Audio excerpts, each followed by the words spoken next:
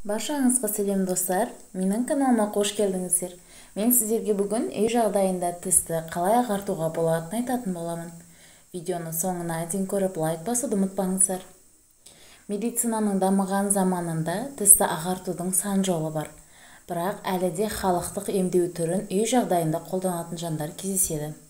Мұндай әдістерді пайдаланғанда қызыл иек пен тіс эмаліне зақым келтірмейтінін біліп алғаныңыз абзал.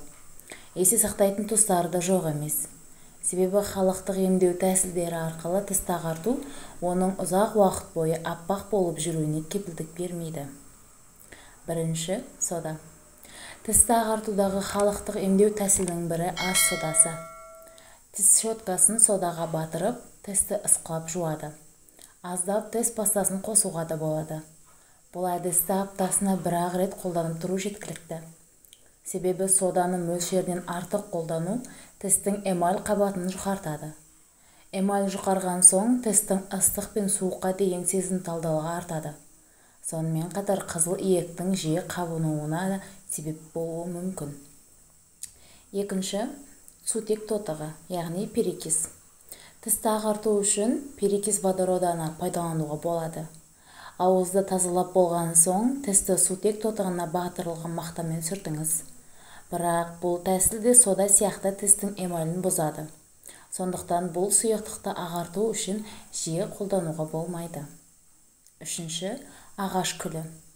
Халықтық медицинада ағаш күлі арқылы да тісті ағартудың тәсілі бар екен.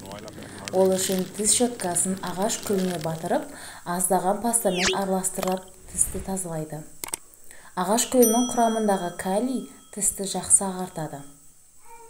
Сонымен қатар құлпынай да өз кезеңінде жақсы көмек бере алады.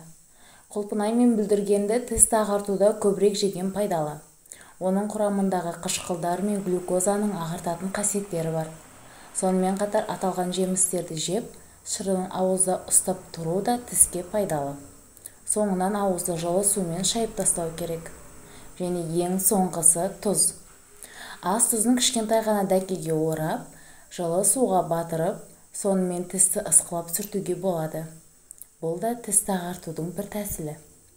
Негізінен тістің сарғаюына темекі, кофе, шай және шарап себепкер. Тістің сарғаюының асқындырады. Сондықтан да бұлардың шеккен жағдайдан кейін міндетті түрде ауызды шайып жүрген дұрыс. Достар, егер бұл видео сіздерге ұнаған болса, менің каналыма тіркеліп лайк басуды ұмытпаңыздар.